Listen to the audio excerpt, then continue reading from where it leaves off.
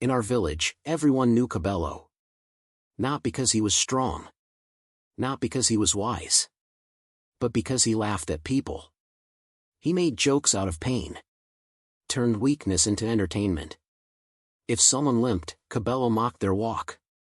If someone stuttered, he finished their sentences with laughter. People laughed with him, not because it was funny, but because it was safer than being next. The elders warned him many times. Words have spirits, old Mama Zola told him once. Mockery invites consequences. Cabello laughed louder. Old stories for old people, he said. In this world, only the loud survive. One afternoon, at the village square, he saw a stranger. The man wore simple clothes. Dusty sandals. Calm eyes that didn't rush or flinch. Cabello smiled, the dangerous kind. "Hey, quiet one," Cabello called out. "Did your voice get lost on the road?" The crowd chuckled nervously. The stranger stopped walking. Slowly, he turned around. He looked at Cabello, not with anger. Not with fear. But with something Cabello had never seen before. Certainty. "I don't waste words," the stranger said calmly. "I let actions speak." Cabello laughed again. Louder than before. "You hear that, people," he said. A silent philosopher. But as the stranger walked past him, he leaned in just enough to whisper, "Be careful who you mock. Some lessons arrive wearing patience." That night, Cabello laughed it off. He didn't know then that he had just met his match. And that laughter would soon leave his mouth forever. That evening, Cabello sat outside his hut, laughing with friends as usual. He retold the moment again and again. The stranger's calm voice. The way the crowd went quiet. "Did you see his face?" Cabello said, slapping his knee. "Like a goat pretending to be a lion." The others laughed.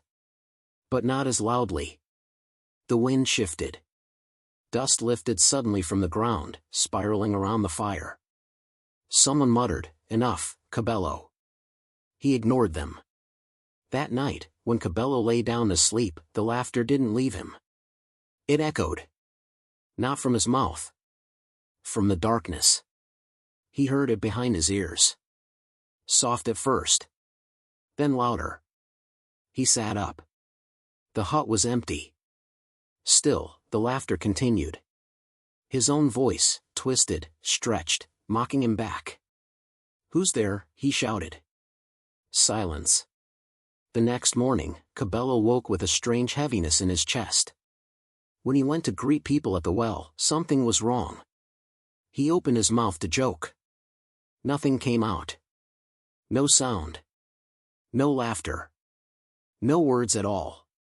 The women stared. Children pointed. Cabello panicked. He tried again. Forcing air, shaking his head, clenching his fists. Only a broken wheeze escaped.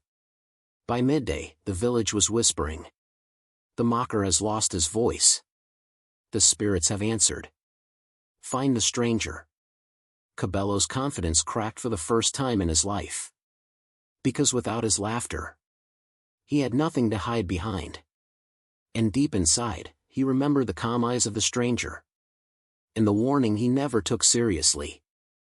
Cabello ran from hut to hut, grabbing people by the arm, trying to explain.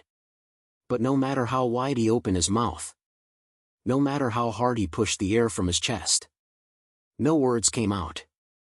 Only silence. For the first time, people looked at Cabello the way he had always looked at them. Confused. Uncomfortable. Amused. Some laughed. A boy he once mocked for stuttering stepped in front of him and exaggerated Cabello's desperate gestures. The crowd burst into laughter. Cabello felt his face burn with shame. He wanted to shout, "Stop." He wanted to beg. But silence wrapped around him like chains. That afternoon, Cabello went to the elders. He fell to his knees, pounding the ground, tears streaking his face. Old Mama Zola watched him carefully, then spoke. You enjoyed taking voices, she said slowly. Now you know what it means to lose one. Cabello shook his head violently, begging with his eyes. There is only one who can help you, she continued. The stranger you mocked. Fear crawled into Cabello's stomach. The one with calm eyes, an elder asked. The one who carries old power. Mama Zola nodded. He is known as Mikosi, she said. A listener of spirits. A mirror to men's hearts. That night, Cabello left the village alone. No jokes. No friends. No laughter. Just footsteps on dry earth and a silence so loud it hurt. For the first time in his life, Cabello had to walk without noise. And every step forced him to hear the pain he had once laughed at. Cabello walked until the village lights disappeared behind him. The forest ahead was thick and quiet, the kind of quiet that makes a man hear his own thoughts for the first time. Every snapped twig made him flinch. Every shadow felt like judgment. Near dawn, he found the stranger. Mikosi sat beside a small fire, stirring a pot of herbs, calm as if he had been waiting all along. Cabello rushed forward and fell to his knees. He beat his chest. He pressed his throat. He begged with his hands. Mikosi didn't stop stirring. When you had a voice, he said softly, you used it like a weapon. Cabello bowed his head, tears dropping into the dust. Mikosi finally looked at him. His eyes were steady, clear like still water. I did not take your voice, Mikosi continued. You buried it yourself, under years of mockery. He stood and led Cabello deeper into the forest, to a pool of dark water. Its surface was smooth like glass. Look, Mikosi said. Cabello leaned over the pool. But he didn't see his face. He saw the people he had mocked. The limping man. The stuttering boy. The widowed woman he called weak. Each one looked back at him through the water, their pain reflected in his own eyes. Cabello screamed. But still, no sound came out. Mikosi placed a hand on his shoulder. Your voice will return, he said, only when your heart learns what silence teaches. Then he stepped back into the trees and disappeared. Leaving Cabello alone. With himself. Cabello stayed by the pool until the sun climbed high. He tried to look away, but every time he blinked, the reflections returned. Faces he had laughed at. Pain he had dismissed. Words he could never take back. When he finally stood, his legs felt weak. He walked back toward the village slowly. Not like the man who used to swagger into the square. But like someone learning how to exist again. Along the path, he saw the limping man struggling with a bundle of firewood. Before, Cabello would have laughed. This time, he stepped forward and lifted the load without a word. The man stared at him, confused. Then nodded once. At the river, the widowed woman slipped on wet stones. Cabello rushed to steady her. She pulled back at first, fear in her eyes, then slowly allowed his help. News spread fast. The mocker no longer mocks. Cabello carries water. Cabello listens. But without a voice, Cabello could not explain himself. He could only act. Days turned into weeks. He repaired broken fences. Shared his food. Sat quietly beside those who were lonely. Every good deed burned a little. Because he could finally feel what he had once ignored.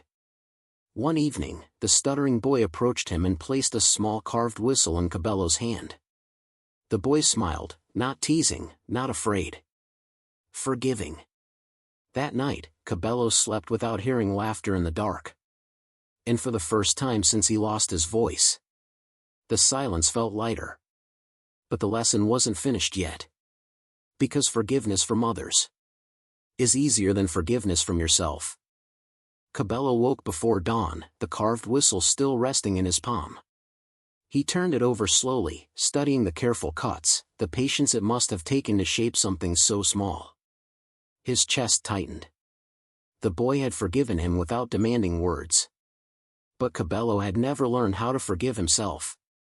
That morning, the village gathered for a celebration. Drums echoed. Laughter rose. Cabello stood at the edge, invisible in a way he had never been before. Then it happened. A group of young men began mocking an old woman who struggled to dance. They laughed loudly, repeating the same cruelty Cabello once mastered. Something inside him burned. He rushed forward, hands raised, shaking his head, pleading for them to stop. But without a voice, his warning came out as frantic gestures. The young men laughed harder. "Look," one of them said. "The silent clown wants mercy now." The old Cabello would have enjoyed this moment. The new Cabello felt shame cut deep. He stepped between them and the woman and did the only thing left to him. He bowed. Low. Humble. Unashamed. The crowd fell silent. Cabello placed a hand over his heart, then pointed to the woman, then to the young men, asking without words for kindness. The elders watched closely. Mama Zola nodded once. That night, Cabello returned to the forest alone, carrying the whistle. He stood by the dark pool again, fear knotting his stomach. "I have learned," he whispered inside himself. "But am I worthy?" The water rippled. A soft wind moved through the trees. And for the first time in weeks, Cabello felt something rise in his throat. Not laughter. Not pride. But truth. The wind circled the pool slowly, like it was listening. Cabello knelt, hands pressed into the damp earth, his head bowed. His chest tightened, and suddenly, without thinking, he lifted the small carved whistle to his lips. He blew gently. At first, nothing happened. Then a soft, uneven sound came out. Broken. Shy.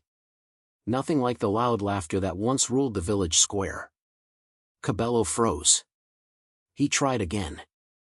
This time, the sound was clearer. Still quiet, but real.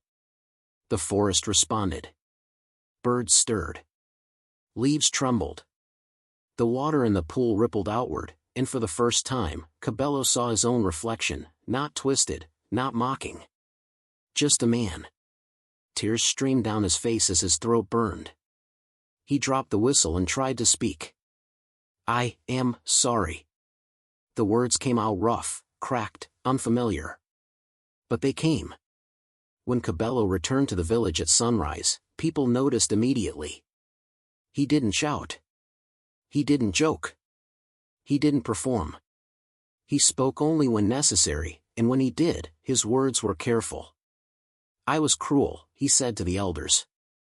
"I used laughter to hide my emptiness." Some nodded. Some stayed silent. Forgiveness did not rush him. And for the first time, he did not rush forgiveness. Days later, the stuttering boy sat beside him again. Cabello didn't finish his sentences. Didn't smile impatiently. He waited.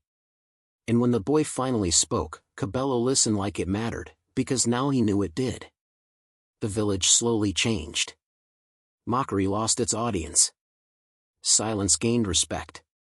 And Cabello, once the loudest man, became something rarer. A man whose words were few. But never wasted.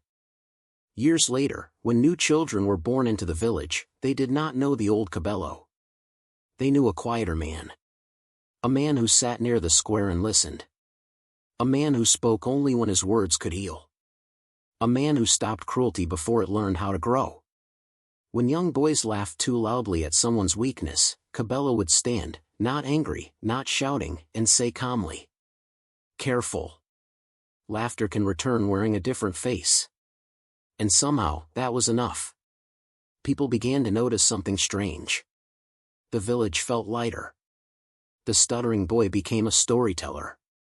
The limping man became a teacher.